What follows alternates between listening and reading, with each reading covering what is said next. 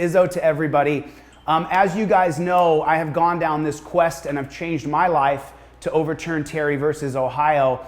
The other day I saw a video with retired police officer Dominic Izzo. He made a video that exposed the truth about policing, that they literally are set up to create revenue and to harass us. And I did a duet of his video where I just kind of green screened him and I let Dominic talk. And so I want you guys all to welcome Dominic Izzo, and please do me a favor, pop over to his channel and follow him. Follow his Instagram and follow his TikTok. He is laying out the truth.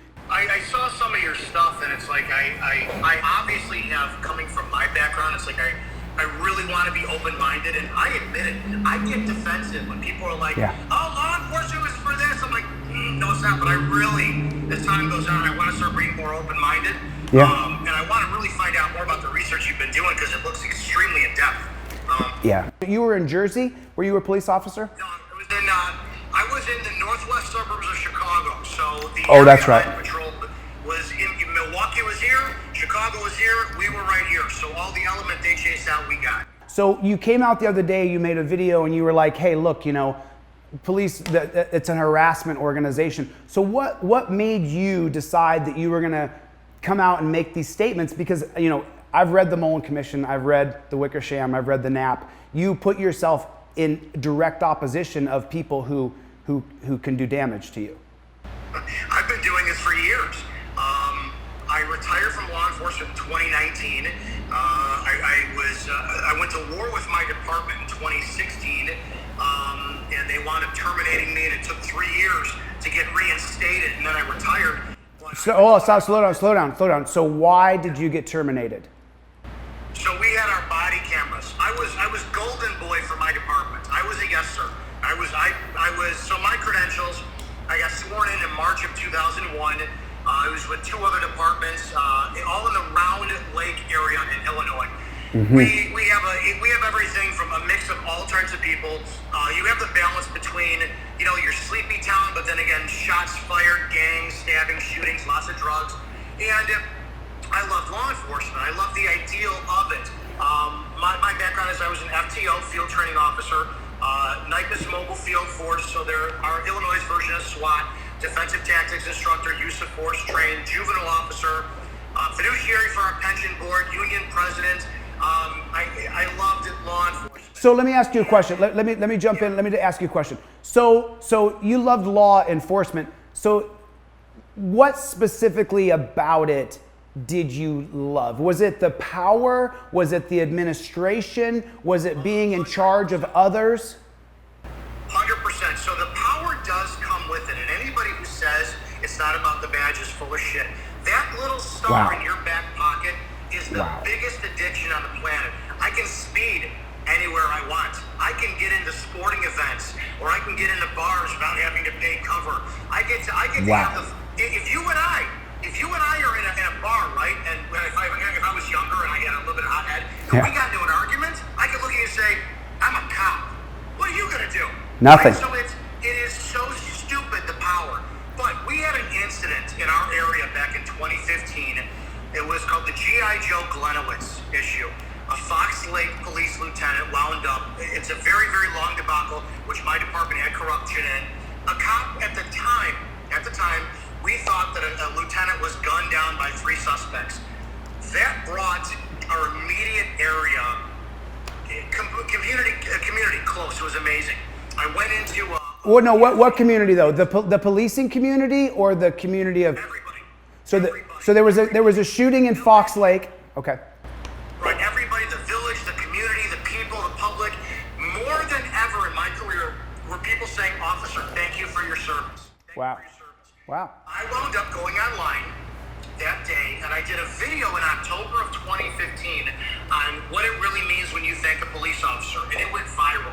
And I talked about community, and I talked about togetherness, and I talked about that if you're a cop, it doesn't matter if it's a barking dog call or if it's a shots fired call, your level of expectation to be the best version of yourself is high. Right. That got me social media instant fame. I started doing videos. I was put into documentaries. The BBC did an interview with me, all this shit. I realized then and there that I do have the authority to keep the shit off the street, so to speak. But my God, you know, when you look at it, the town I policed in was very poor. And I sort of think, you know, maybe I make 90 grand a year, but that's 3-4 times what these people make. Right. And I sort of think, I'm not a god. You know, so I went through a big change of, I loved what my responsibility was. And that was to keep the peace and maintain order in a free society. But I started to see shit that we did that I went, holy cow, I've been fucking with people for almost 2 decades. This is ridiculous. I'm sorry, but I don't know if I can swear. That's okay. So you would consider yourself like an A personality, like an alpha male, like someone who's naturally a little more aggressive, physical. You look like a very strong guy. So would you consider yourself someone who's athletic and fit? 100%. I'm a Sigma male, which has the same traits of alpha, but I don't like dealing with anybody, and that means including most police officers. I was not the guy who went out with the others to drink after shift. I would self-alienate. I'm an introvert, all this. I like it because I've been, defensive tactics is one of my favorite areas, but I do know that the better you're trained, you don't have to use it. Right. And that's the number one reason I speak out all the time against use of force. Yeah. Use of force, and the reason police brutality is because we have such insecure, bad trained cops. It's the biggest issue out there. We have police officers who they hire. They don't hire. They try to. And it's a whole. We could talk about this for days. But they hire such a piss poor candidate, and they're afraid to do their job. They're given tools that don't work all the time. I hate the taser. Right. I hate the taser. They're too reliant on their pistol. You don't get good quality of cops. Now, one of the reasons I was really great as a cop was I was a bartender for a very long time. So I knew how to talk to people. I knew customer service. You don't get cops who know how to talk to people. So instead of, sir, license and insurance, please, I would go up, hey, this is Officer Izzo with the Raleigh Park Police Department. You got a heavy foot, man. Right. Give me your license. Give me 5 minutes. I'm going to write you a warning. I'll get you the hell out of here.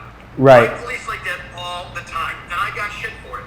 But community policing requires a candidate that they're bringing in, and they're bringing in a lot of people who are power hungry because they're easy to control. So well, we can talk about this for I mean, Izzo, it's my perspective, and a lot of people who follow this channel, it's my perspective that people who sign up to be police, typically a lot of them were either super athletes when they were young, or they were the reject in high school. And so you get this mix of 2 different kinds of people in policing. And from my perspective of studying police, that's the interconsternation of policing, constantly being worried about other cops turning you in. It's always an inner fight. When I walk up to cops, I try to talk them out of being a cop instead of just being cruel to them. But, you know, I want to try to stay as focused as I can. I bet they don't listen. I bet they don't listen to you at all. Never.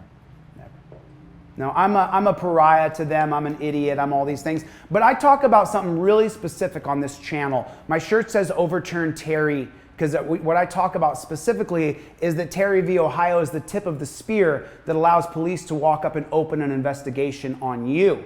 And once you open that investigation, so let me get a basic broad stroke from you, because you have a lot more insight about policing than I ever will, because I'll never do that. But is the Terry versus Ohio Terry stop, is it being massively abused?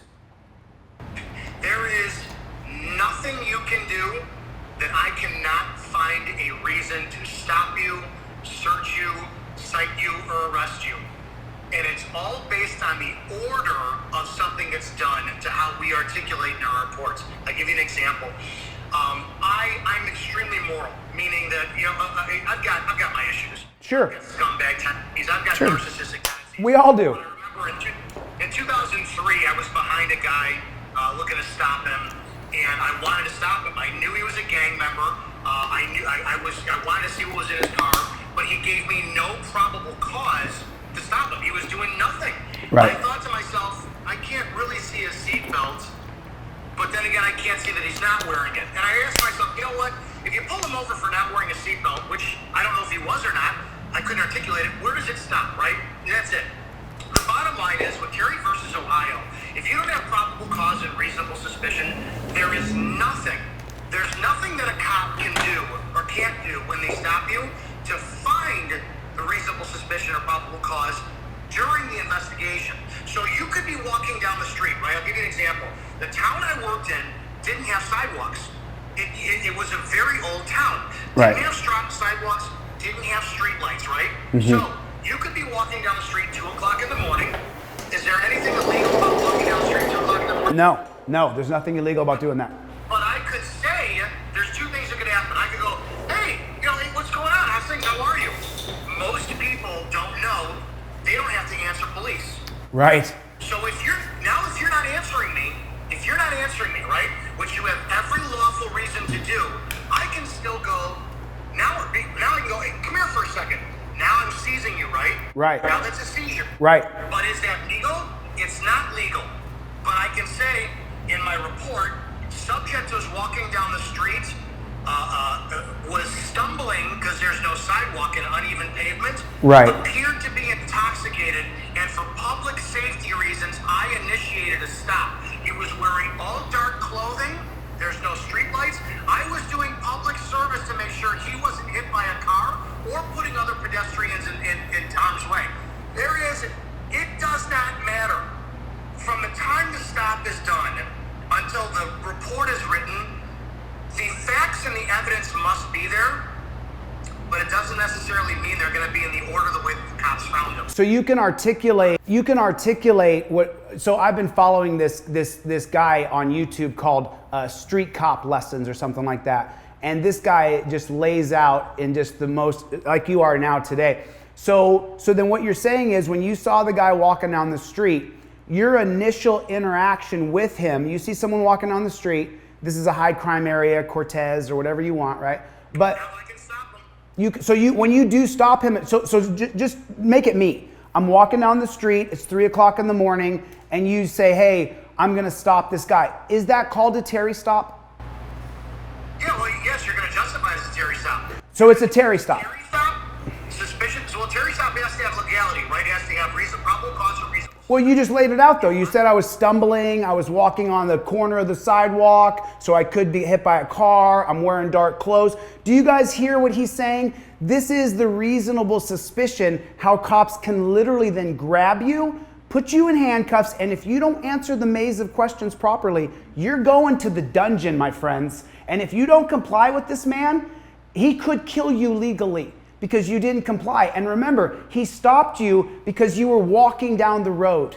He stopped you because he thinks you're a gang member. He just said it. Dominic just said he sees someone, he's sure they're a gang member. He's created these reasonable, articulable facts in his head that person's a gang member. And so then when he stops him, to be clear, he has no evidence against this man. He's literally driving down the road or walking down the road, and then the police fill in the facts. Well, you know, this and well that, well this. And so Dom, now if I'm walking down the street, you pull over, you say there's no shoulder, he's wearing dark clothes, he's stumbling, and I'm a constitutional law expert. So then that happens to me, and then after that happens to me, and you put me in cuffs for my safety, right? Which you're putting a guy who teaches MMA in cuffs, and I'm pissed. For my safety. Right. For my safety. Right. Yeah. Right. So then after that, so we're going to stop here and we're going to continue down the story, but I want to get it in segments because a lot of people don't believe me. So now once you're suspicious of me for walking down the street, you've Terry stopped me. You've said I have reasonable articulable suspicion. I'm just not going to tell him what it is right now. First, I'm going to do my investigation. Then I'll tell him what it is. So the first step is you look at me, you go, man, this guy's got mangled ears. He might teach MMA. So the first step that you do is what? I'm going to pat you down for weapons. Right. Now there's a difference between, this is a lot of what people don't know either. There's a difference between a pat down for weapons and a search. Yeah. Unless I put you in cuffs. And a lot of people think you have to read Miranda rights. No. Questioning plus custody equals Miranda. So I can put you in handcuffs. I don't have to read you Miranda. Right? Repeat that. Questioning, say it again. The formula for Miranda warnings is custody plus questioning outside of what's your name, what's your birthday, basic questions. If I ask you, where are you coming from? What are you doing? That's beyond the scope of seizure, and I have to read you your Miranda rights. But if I put you in handcuffs, I don't have to read your Miranda. But if you're not free to leave, right? Well, it's even better than that. Maybe I don't put you in handcuffs, right? Are you still seized if you're not free to go anywhere? Yeah. Yeah. Yeah. If I start asking you questions, I have to read your Miranda. Right. Very simple. The aspect between a search and a pat down for weapons, this is where a lot of people don't realize. If you and I are both patrol officers, you've got 1 year, I've got 15. I can stop you and I can do a pat down for weapons. Now, if I go over the outside of your clothes and I crush the material and it's clearly soft, it's a baggie, it's crunching, you, as the new officer, cannot go in that pocket to pull out the bag of drugs. You can't.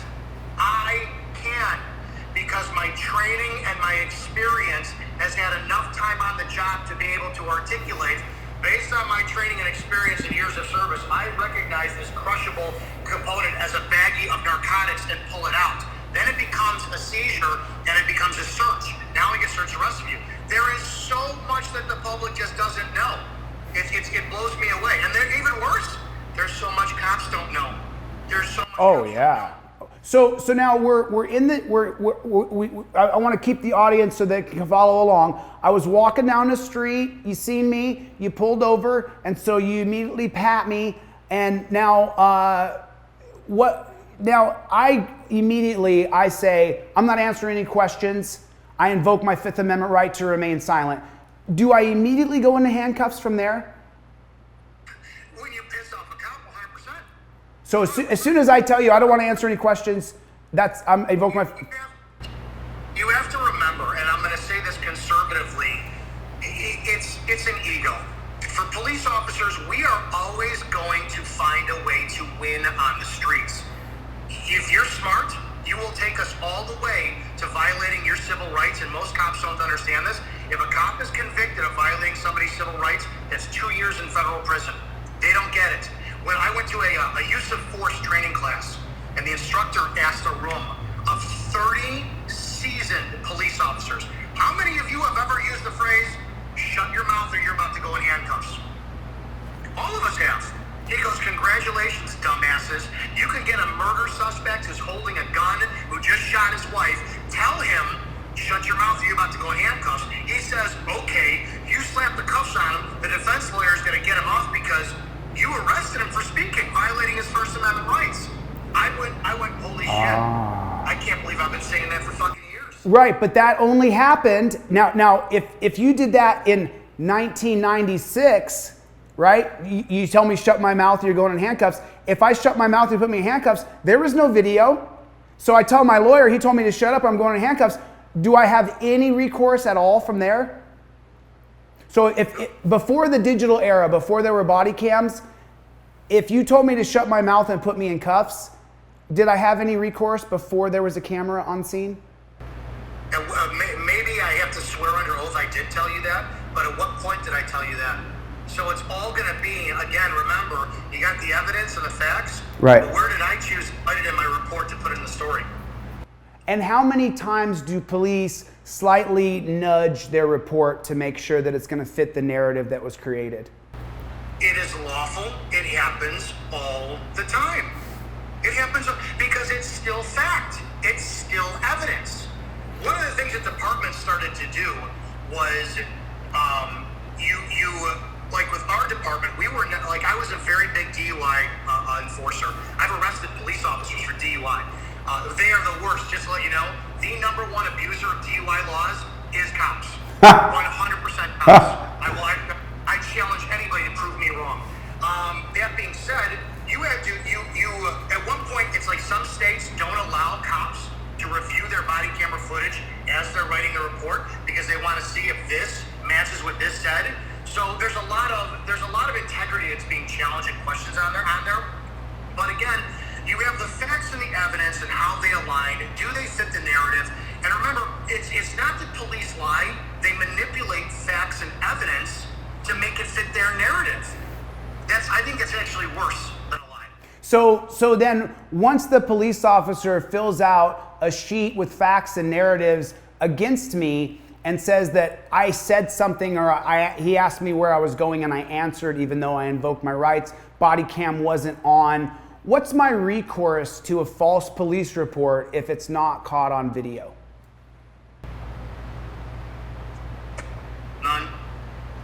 So you're good luck. Good luck trying to get the report through FOIA. They'll screw you over for weeks and months trying to get it.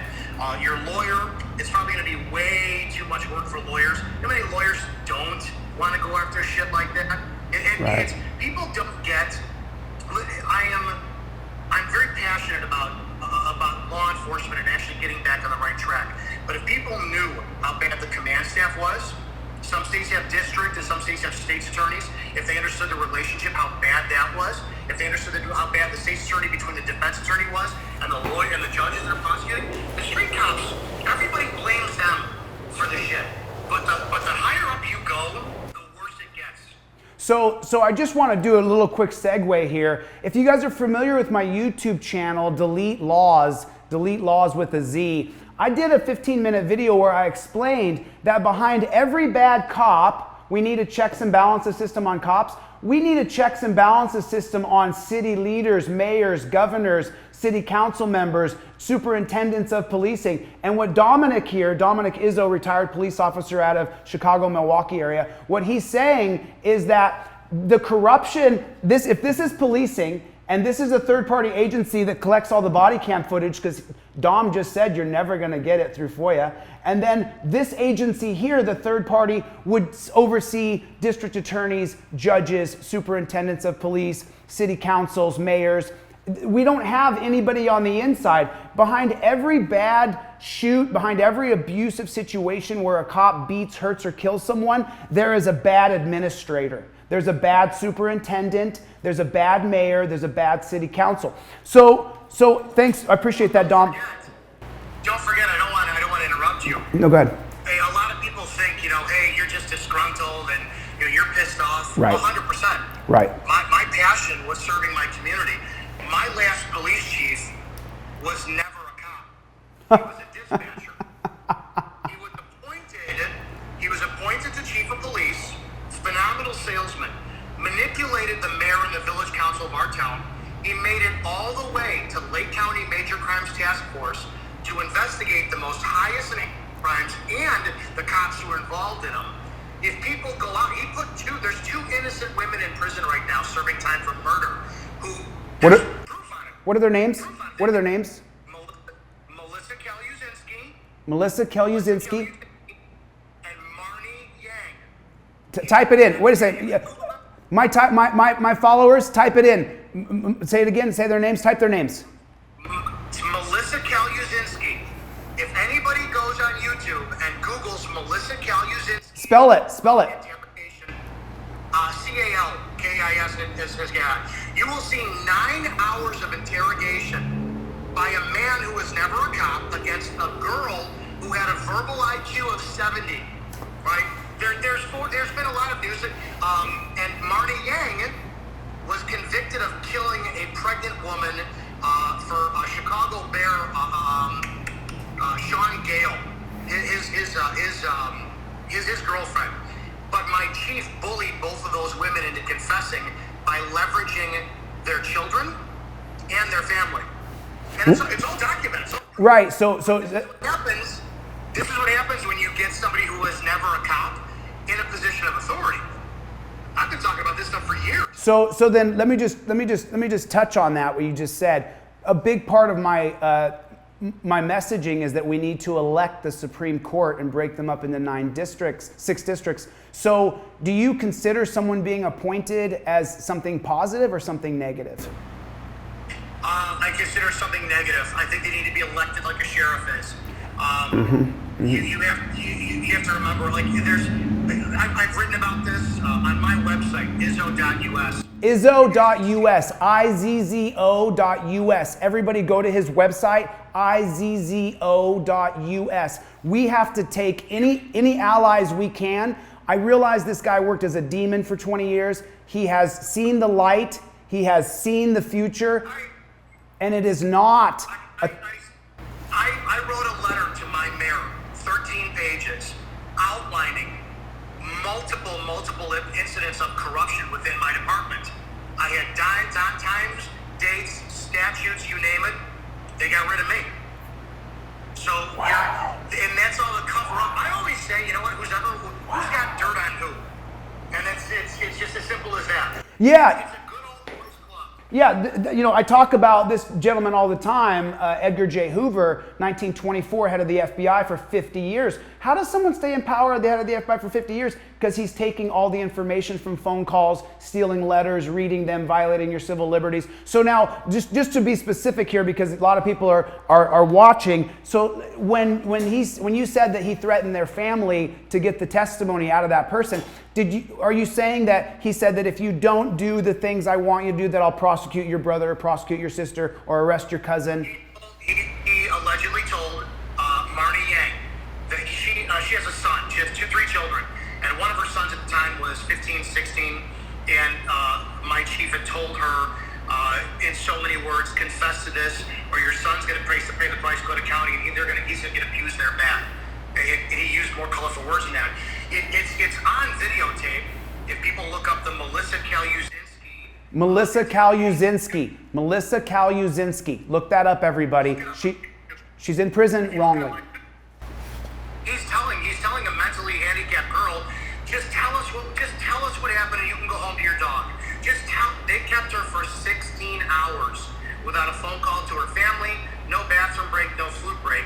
And two men hovered over her and bullied her into confessing over something. There's so much more to it. If you guys know who Kathleen Zellner is? I know who Kathleen Zellner is. She's from the Wisconsin. Yeah, she's representing Melissa Kaluzinski now, and and Zellner doesn't take anybody who's not innocent. And Marty Yang has got a defense attorney who produced 700 pages of literal proof that Lake County and my chief and the Major Crimes Task Force screwed her over with false evidence. So it takes a while, but how many people?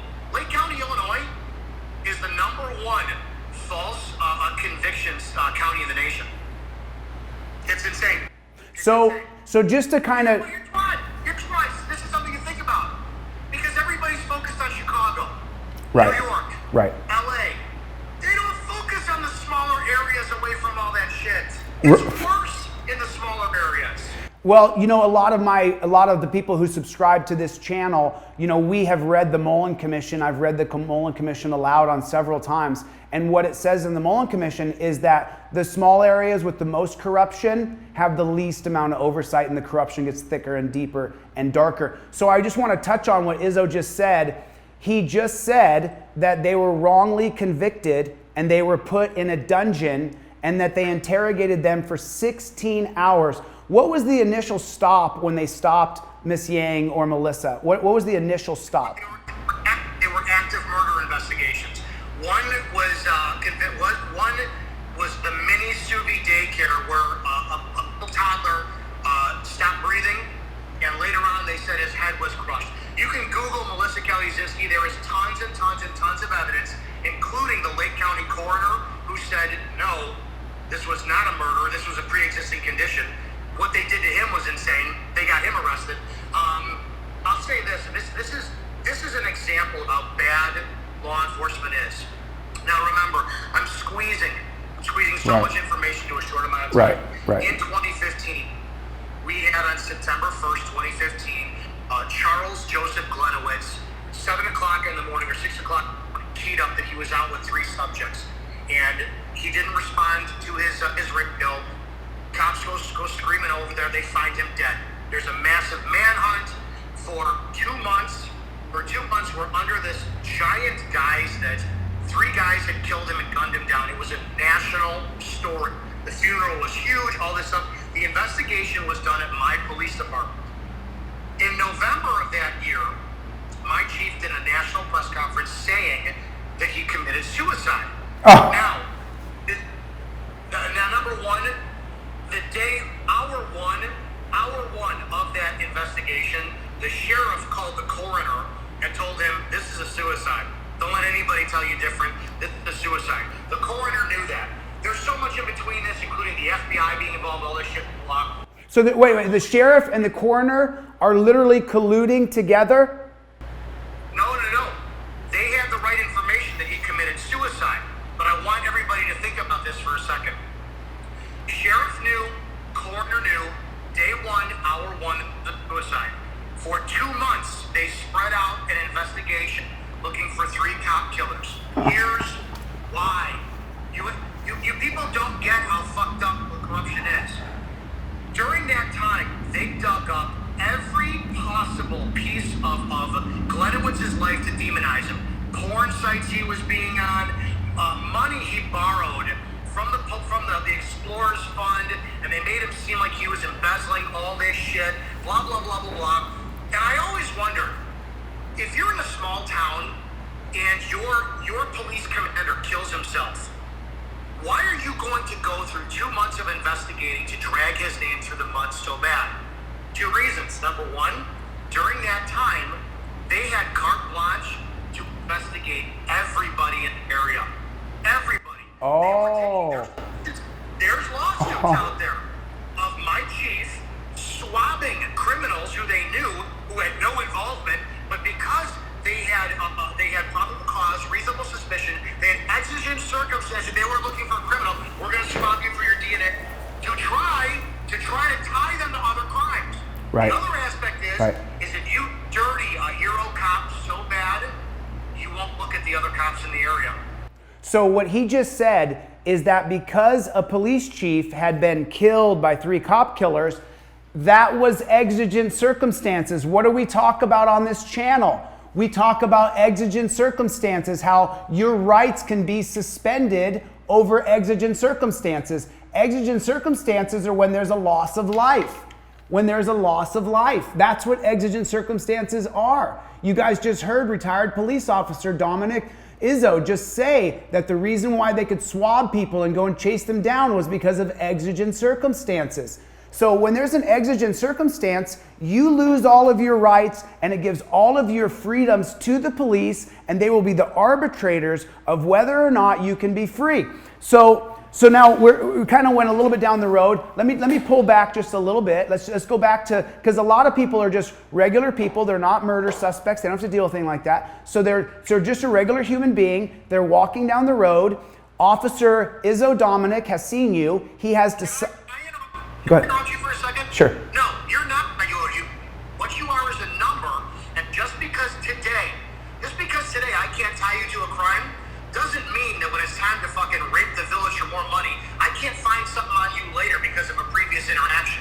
Maybe you have nothing to do with the crime that just happened, but because you gave me attitude on that stop, I'm gonna start watching your car more. I'm gonna start seeing where you go. It's a fishing expedition.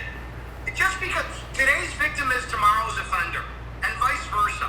Now, people don't understand, unfortunately, the number one reason, in my opinion, why law enforcement went off the tracks so bad is the war on drugs. Yes. The war on drugs, the biggest. Yes. It gave me any reason to wind up stopping you. Huge.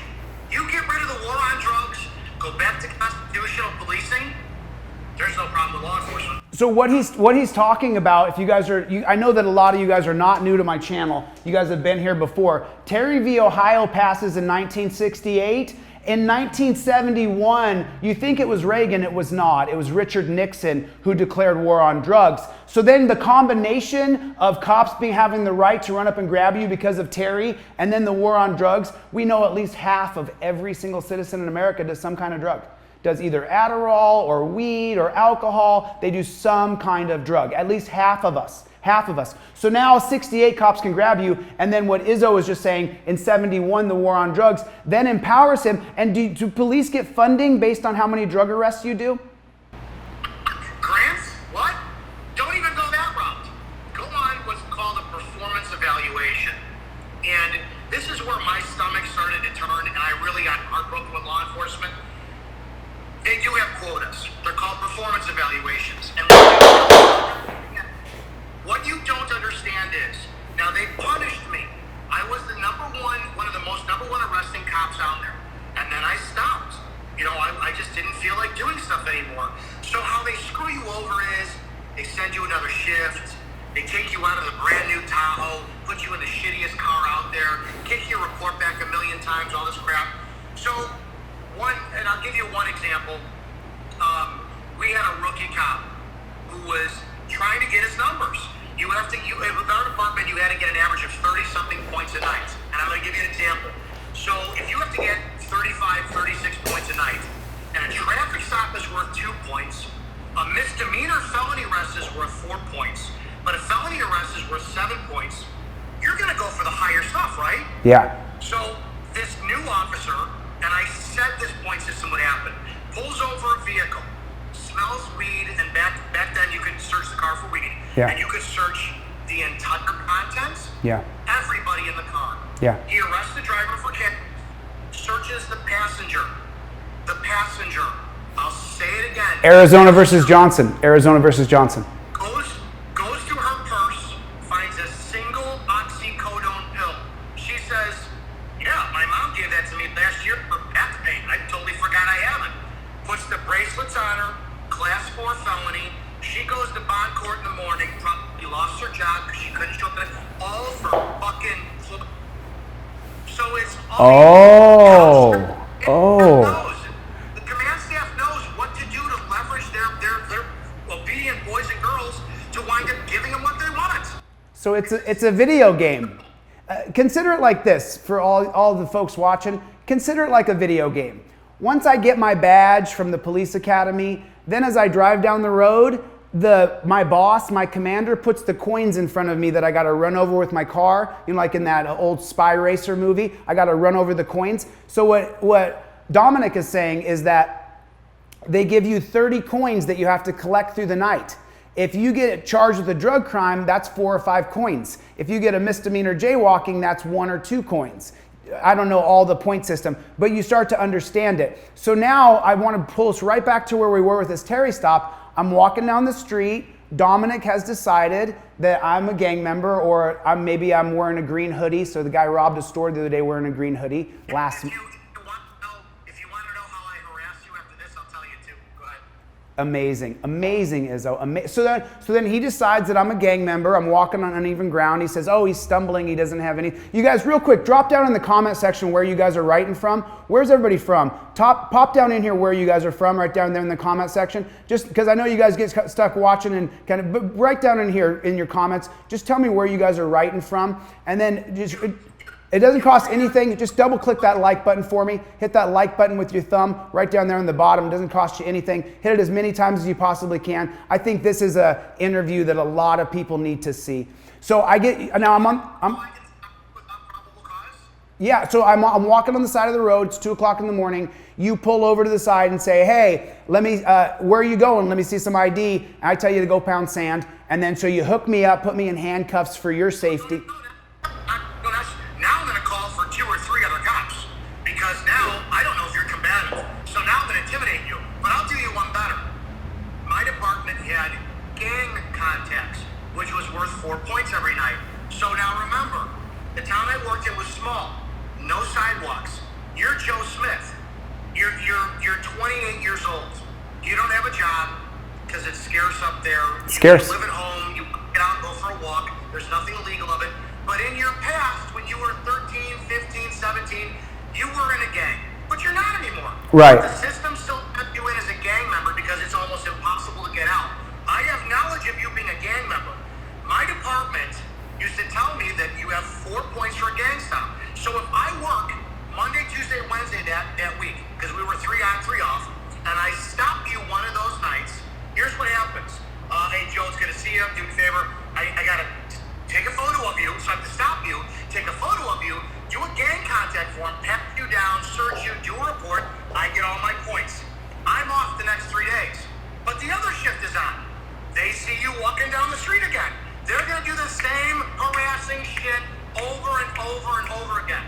When I told my state's attorney about this, because I had an arrest, and I said, "Yeah, I did a gang contact, blah, blah, blah, blah." State's attorney says, "You did what?" I said, "Yeah, we took his photo, blah, blah, blah." "Why are you doing that?" "That's policy, what the chief wants." "You can't do that." Oh shit. Do you get in trouble? You have no idea. Do you get in trouble? Do you get in trouble? Now, you pulled me over on the side of the road. You threw me in handcuffs. I was a gang when I was in 14, which means that the older kids put a little tattoo on my hand. I had no choice. And so then now you pulled me over, put me in handcuffs. And now from here, how many times when you do a Terry stop, do those cuffs go on pretty snug? Pretty snug. I'm not an asshole, so I always think ahead, meaning that if I put you in handcuffs and I crank them down, you lose circulation and they'll get a finger amputated. I'm always thinking, is this going to come back to bite me in the ass or I lose my house and everything? So no, there are some assholes like that out there. I was never. Here's my view: is that once I put the cuffs on you, the fight is done.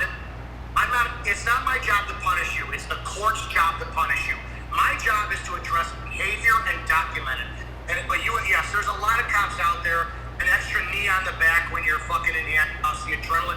It is very common, but how do you prove that? How are you gonna stop? So there will be guys who will be sitting in the back of a squad car, undouble cuffed, which means the cuff is not locked down or double locked, and they'll be sitting on their hands for 20, 30 minutes plus. Oh yeah. And the hands. That makes me sick. That makes me fucking nauseous. Well, I mean, Izzo, didn't you ever have to get information out of somebody that you were sure was a gang member, and you just have to just kind of jerk them around by the wrists a little bit till their wrists get mangled? Absolutely not. Absolutely not, because there's ways of talking to people. Again, I was in retail. I was in the nightclub industry. I knew how to talk to people. Let me tell you something about gang members. Gang members together, yeah, they're fucking tough. You get them separated, they'll roll on everybody. So all you had to do is talk to them. You can't promise anybody anything. Right. You can lie to them, but there's always a means of talking to somebody. So, no, violence, that never resulted in anything. What about other cops? Do other cops grab? Because what happened to me a few times when I was put in handcuffs, because I'm not agreeable, they would grab the chain of my cuffs and rip my wrists around by the chain. They would have the chain. Did you ever witness anything like that? Did you see other cops do those kinds of? Of course, 100%. And now, but what's wrong with it? Because what the cop can say is that you were pulling away from him, and what they could feel based on what I could say. Wait a minute, just because you're in handcuffs, does that mean that you're not dangerous anymore? Can you kick and spit and bite? It's all how you articulate shit. And I'm not saying that a lot of times that it's justified or unjustified. I'm not demonizing the cops and I'm not demonizing the people. What I'm saying is, whatever narrative you can spin to benefit you, I can show you the other side of it, how it also benefits law enforcement too, righteously. But yes, there's a lot of shit fucking cops out there. There really are. So just so you guys know what he just said, I've been put in cuffs 40, 50 times in my lifetime. When police approach me, I'm not agreeable. I usually will tell them to go themselves almost upon interaction. And so... Is that illegal? No, it's not. Right. But before the camera phone, though, before I was filming them, I would be put in cuffs. I got put in cuffs dozens of times. Do you want to hear how Officer Go Fuck Yourself can get you arrested? Sure. I pull you over for a traffic stop, right? I don't care what you're doing. As far as I'm concerned, traffic citations are a violation. I think it's 14th Amendment, excessive fines. Equal protection. 6th Amendment, 8th Amendment.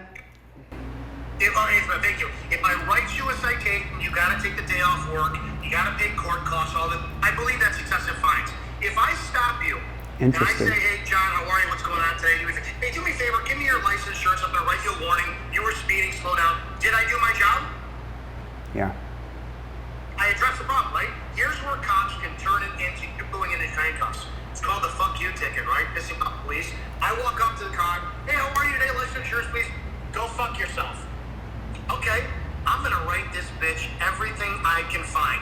Everything. Now I pulled you over for speeding, but I'm gonna look. Oh, you got a cracked windshield, citation. Oh, you got a cracked taillight, citation. I'm gonna write you 10 tickets, keep you there for an hour on the stop. Now, when I go up there, right, and I say sign the citation, and you say no, step out of the car. Now you gotta step out of the car. I'm going to escalate it to get you to fuck up so I can arrest you in some way. Now let's explain the legality. Pennsylvania versus Mims.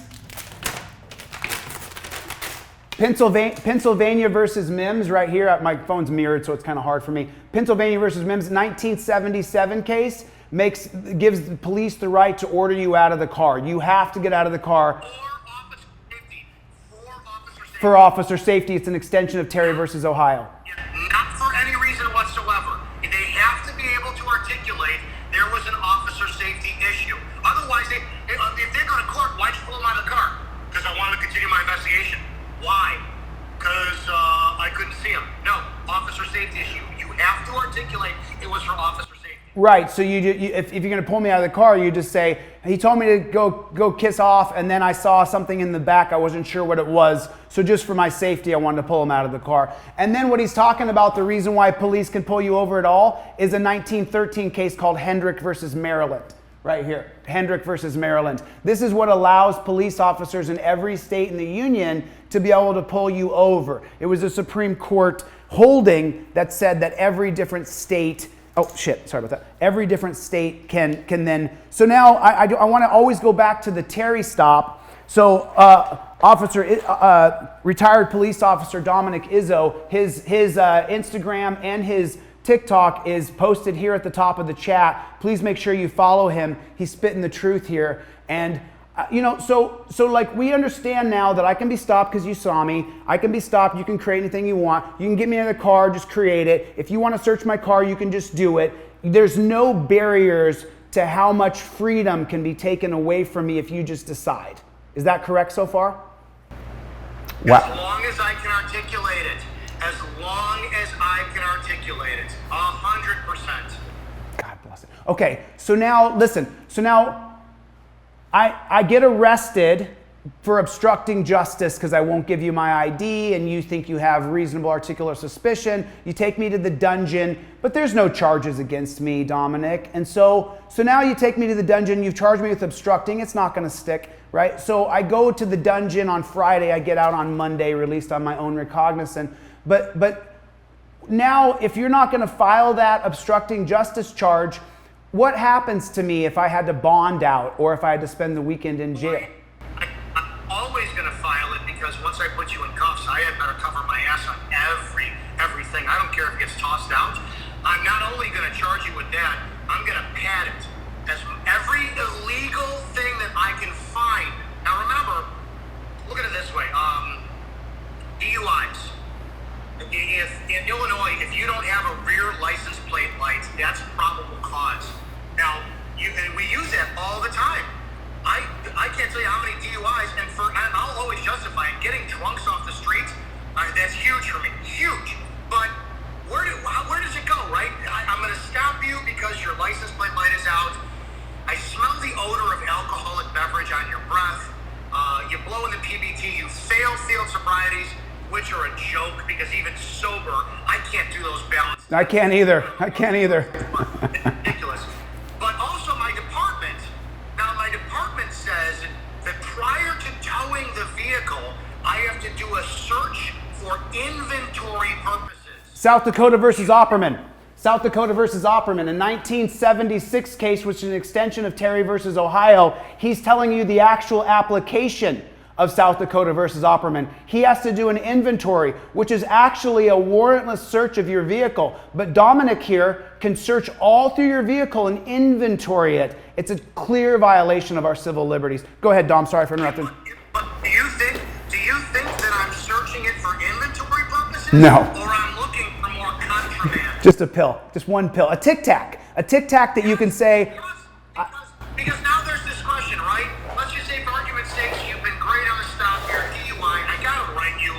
I'm gonna write you. I'm gonna give you an I-bond, all this kind of stuff. But what if you're a dick? Now you've bruised my ego. I'm going through that car, and if I find a seed on your car, then this is where people don't get it, right? If I find a seed in your car, I'm gonna now charge you with cannabis. I know that's getting dropped. I know it's getting dropped. But in Illinois, if somebody runs your criminal history from 3-4 months later, it's not listed that you were arrested for cannabis. Like if you go for a new job interview, right? Because if you go for a job interview and the guy was arrested for what? For cannabis. Okay, not a problem. You start Monday. It's listed as dangerous drugs. Who's going to hire somebody that was listed for dangerous drugs? Okay, so the entire system fucks everybody. So Izzo took it a step further than I was actually going. But I'm not just, that was amazing, Izzo, because he took it from here to what's going to happen to you in a month or two. And what I was just going for was the short term. So now that we know that month or two long term, right? You pull me over, you found a seed in the back of my car. You don't know what kind of seed it is. It's actually a daisy seed, but you think it's a marijuana seed, so you arrest me for marijuana. And now my car gets impounded, searched. I go to the dungeon, and I'm in there on Friday, and I don't want to stay in the dungeon, so I'm going to bond out. That's going to cost me $1,000. Right? So now I got to get my car out of impound. That's $800, $600, $400, $300. Depends on where you live. Plus admin fee, plus village admin fee, which is basically like a cover charge for a bar. You got to pay another $300 to the village before you go to the tow company and get your car out. And if you can't afford, and people have to think about this. If I stop you for emissions, an emissions violation, your license is valid, but your emissions is not. You go to the village says it's $300, sir. You don't have it. Now your car sits in impound for a week. You finally come up with that $300. It's a $300 tow fee plus every single day it's been on the lot. You can't afford to get your car out. You lose your job. You go through the cycle. You have to drive now illegally back and forth to work. People don't get how bad the laws fuck with the lives of the citizens, and the cops are punished by do this, or your department policy, or your evaluation form goes down, and blah blah. And people don't get how bad if you change the laws, you change the way that the police are able to go back to community policing, respond to what matters: crimes in progress, domestic batteries, battery shootings, all the responsive shit, proactive policing. When anybody says that broken windows theory, go fuck your mother. I think that's the biggest worst shit on the planet. It's right there. So just so you guys know, just so you know, Izzo and I have never met before today. We've never met before today. What's the name of my website? Delete Laws. Izzo just said that when you take away the law that allows the police to interact with you, it changes the policing apparatus. So that's why I am called Delete Laws. We have to delete these Terry laws and delete these laws. And so now, Izzo, now there's two more questions I have for you. I don't want to take up your whole day, but I have two more questions that are going to be really pertinent to people who follow this channel. Okay, number one, I'm a huge proponent of creating checks and balances on police. A third-party agency for policing, a third-party agency for district attorneys and judges. And people will say, oh, we can't afford that. There's not enough money in the kitty. How much waste is done through policing where you got a dozen cops standing around at a scene?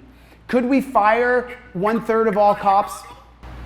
You ever, look at it this way, not just Chicago, but you ever seen 2, 3, 4, 5 squad cars behind one car?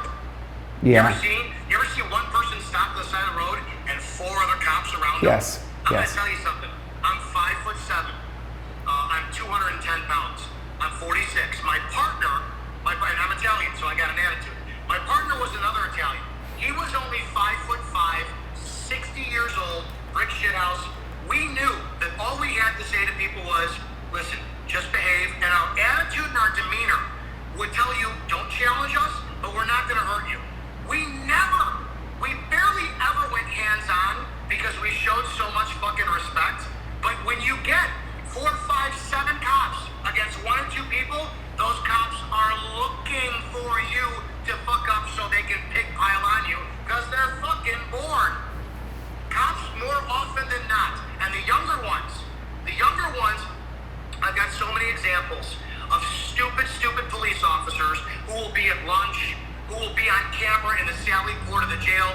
Yeah, that was an awesome fight.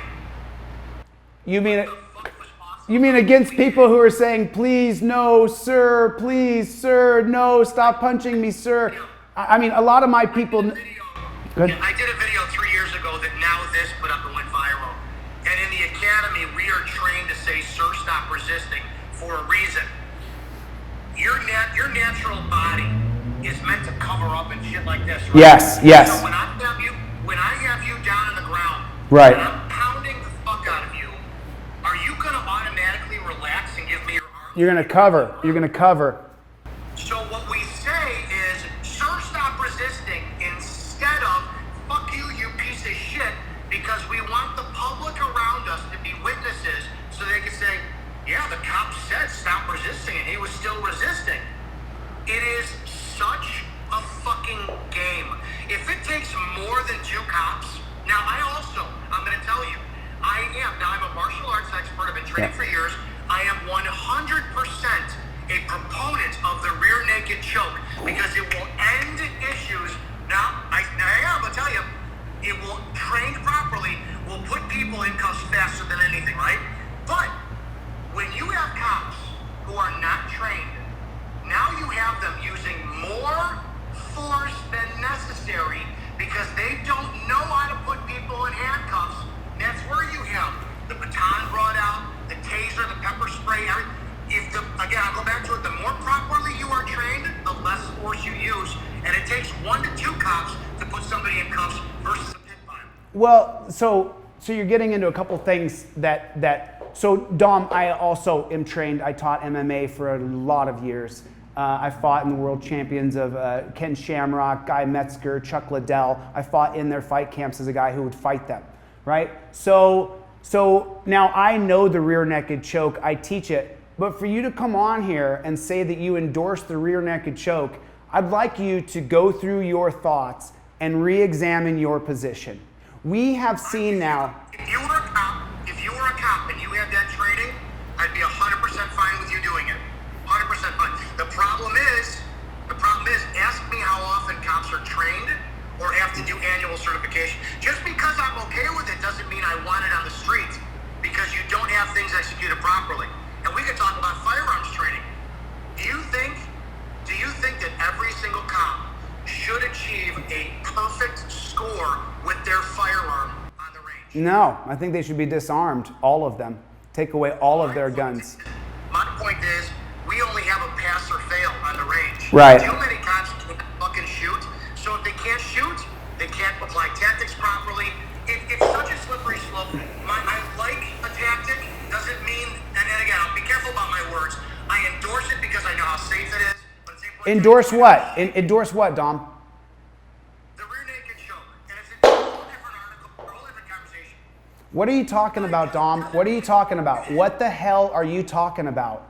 What in the flying are you talking about? You can't go on here and talk about killing people using a rear naked choke and say that you endorse it. Because what happens is, Dom, we got that piece of garbage in New York, who I don't even say his name, I don't give him any fame, who choked out Eric Garner on film, and he's still a cop. If you have It's a whole different topic, and I'll go by this. It's like I said, could you apply the rear naked choke to me without killing me? I know how, I'm a trained freaking fighter, bro. That's what I'm saying. Okay. In a perfect world, Dom, if I got you in a real naked choke and I was lucky enough to get in that position in a one-on-one fight, then maybe I could apply it so I don't choke you out or kill you. However, when you put your arms around someone's neck and another guy wearing blue runs up and jumps on top of you, if he jumps on my back and I crush like this on top of you, I will agree with you. It's just like this abortion law. Once you pass the abortion law in Texas, a girl who got raped, a girl who got gang raped, a girl who has a baby that's gonna kill her, once you pass the absolute, I mean, Dom, you've only been out of policing for a couple years, but the idea let me just take a breath. So let me understand something here, okay? When I watch a fight, when I watch a cops trying to do this ridiculously bumbling thing like put your hands behind your back, which is the most retarded stupidity I've ever seen. We live in a digital era. I can walk up to me, even if I'm in a fist fight with someone on the street and go like, yo dude, you're on camera, I'm a cop, I'm recording you, I'm gonna show this to the judge. That changes all of detainment policies. That changes everything. The reason why cops now get arrested for breaking our civil liberties isn't because policing is better, it's because of the camera. So you no longer need to choke people out.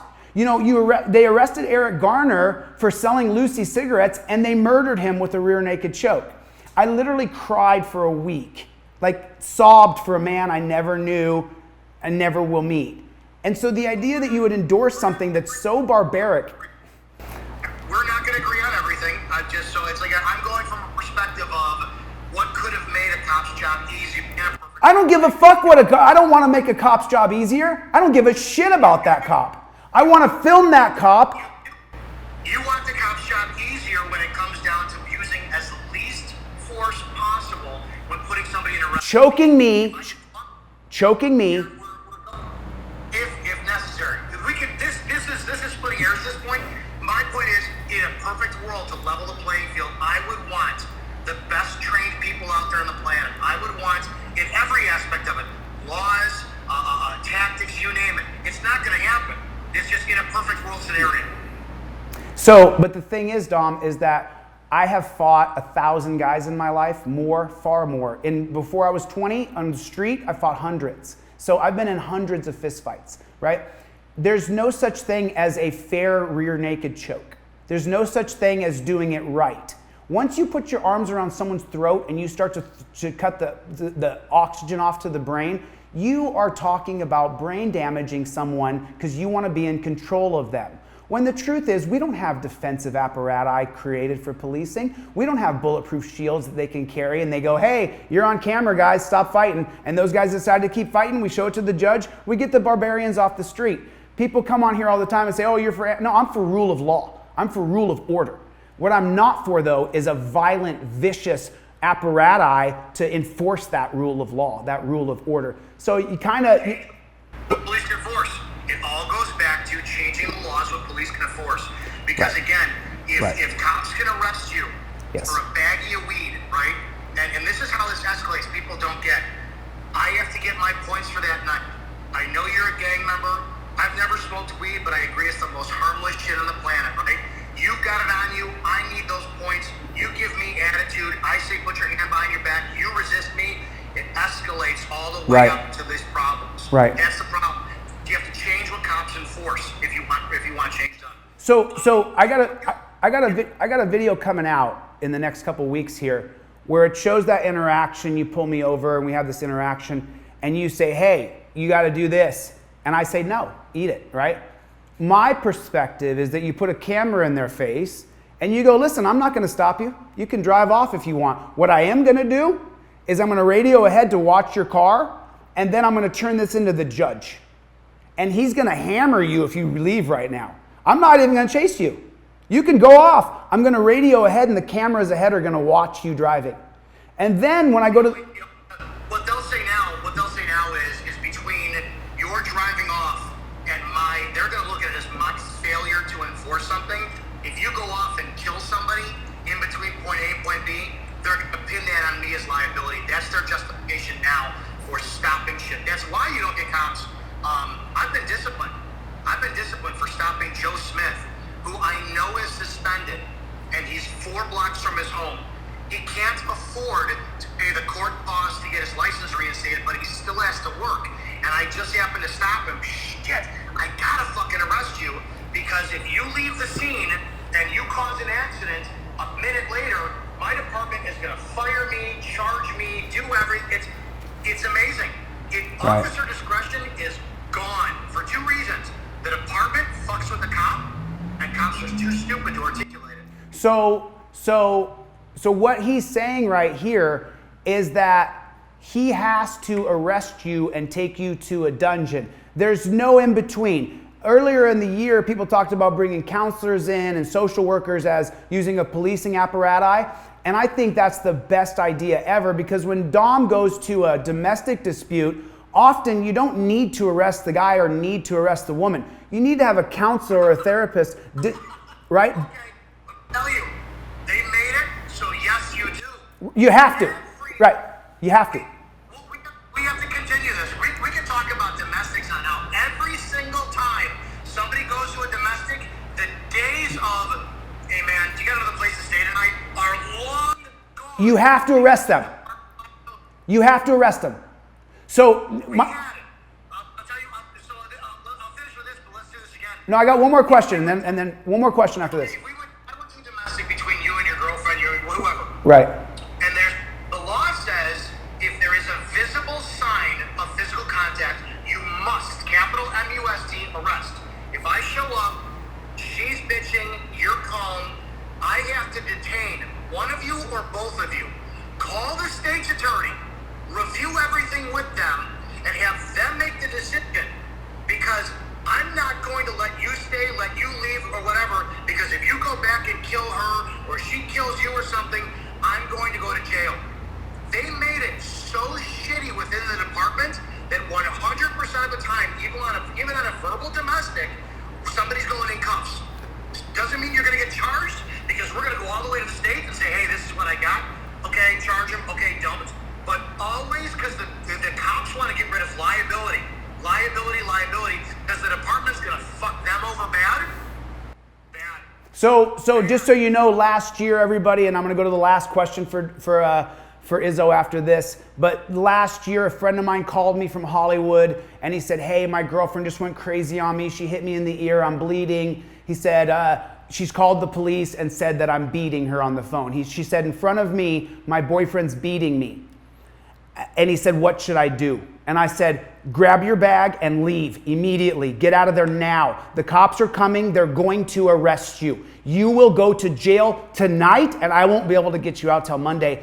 Get out of there. The cops came and they wanted to arrest him, but he wasn't there. So what Izzo is saying here, Dominic Izzo, retired police officer from Chicago, Milwaukee area, he's saying that if there's a domestic call, if you call the police on your boyfriend or girlfriend, and now that all of you know that, you know the rules, if your boyfriend or girlfriend makes you too mad because they cheat on you or whatever, then you'll just call up and say, oh, he's beating on me or she's beating on me. I don't mean to be sexist. I really don't mean to be sexist, but in the 90s, domestics went from a releasable offense at night to having to hold over to bond court the next day because too many men were going back that night after sobering up and killing their spouses. Beating their wives, killing them. Again, I'm not trying to be sexist. Women know how to play the system. They know. Yeah. Their boyfriend's playing PlayStation and they're not giving them attention. They're going to scratch themselves, call the police. Look what he did to me. You're going to jail. That's right. I can't tell you how many times I have proof that happened. I can't tell you how many hundreds of direct messages I've gotten from men who have told me that my girlfriend said I hit her and now I'm facing domestic. What can I do? I'm talking hundreds, hundreds. So then let me. So then this will be my last question, and Dom and I will set up another time. You guys, real quick, just tap your like button real quick as fast as you can. Tap that like button real fast as you can. Just hit your like button, and then drop down in the comment section exactly where you're watching from. Drop down in the comment section exactly where you're watching from. And then Izzo, here's the last question I have for you. So you don't know it yet, right? But I do. I've been doing this for a long time. You're about to get a lot of attention, especially because you came on my channel and the people who are my subscribers, and I subscribe to them. I don't have any followers. We're mutual subscribers. We want to change policing from top to bottom. So why are you doing this? Why are you putting yourself as a target? Oh, this is not the first time. I ran for Cook County Sheriff in Chicago on this platform, police reform. I was on the Young Turks, and Cenk and I had a conversation. You could just Google Dominic Izzo and Cenk. Okay. You're going to see he was blown out of the water that I proved that systemic racism in law enforcement exists, but not the way you think. Blacks are farmed. Black people. Black people. They're 100% farmed for jails. There's no question. So I've been doing this for quite a while. I put a target on my back in 2016. I have a ton of cops who hate me. And always what happens, here's what happens. Cops, fuck you, Blue Falcon, this is why you're on law enforcement, and then I'll get months later or years later, hey, sorry for what I said to you, but can I get some advice? My department fucked me over. To be honest, I support community policing, which is a redundant term, because law enforcement policing should be community. I support righteous cops by the Constitution. I know Sheriff Richard Mack and the Constitutional Peace Officers Association. I know personally Sheriff Joe Arpaio. We support the Constitution.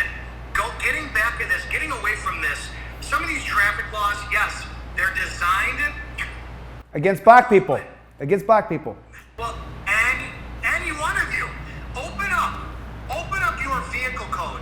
There's not, you put the key in your car, I can find anything to stop you for. Their justification is designed to prevent accidents. They give all the cops the tools in probable cause to screw you over every way possible. If we go back to looking at the laws, if we hire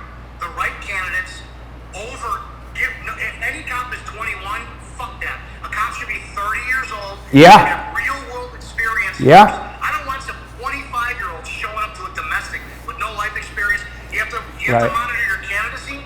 I think that cops should have liability insurance. Yes. Liability insurance. Yes. I think that you need to reevaluate the laws that they wind up enforcing, and you're going to see a massive change. So I don't give a rat fuck that I'm a target, because it's always how it has been. But I love the profession. I loved what it really meant, and it's just going down a shit dark path. Should we overturn Terry versus Ohio? For Terry stops. Yeah. From a citizen's point of view, yeah. From a cop's point of view, I can. Right. No, you know what? No. Right. Yes, because here's why. The instances where some cop will say, well, because of Terry versus Ohio, I stopped a guy who had a 14-year-old girl handcuffed in the trunk of his car, is severely outnumbered by the bullshit drug arrests that are out there. Right. If you scale where Terry versus Ohio benefited the community versus where it raped the community. Oh yeah. Oh yeah. It's one arm amputated. It's this versus the other. There's no arm. You guys do me a favor. Follow Izzo IZZO315. Follow IZZO315 both on Instagram and on TikTok. He also has a website, DominicIzzo.com. Is that right? DominicIzzo.com. Izzo.us.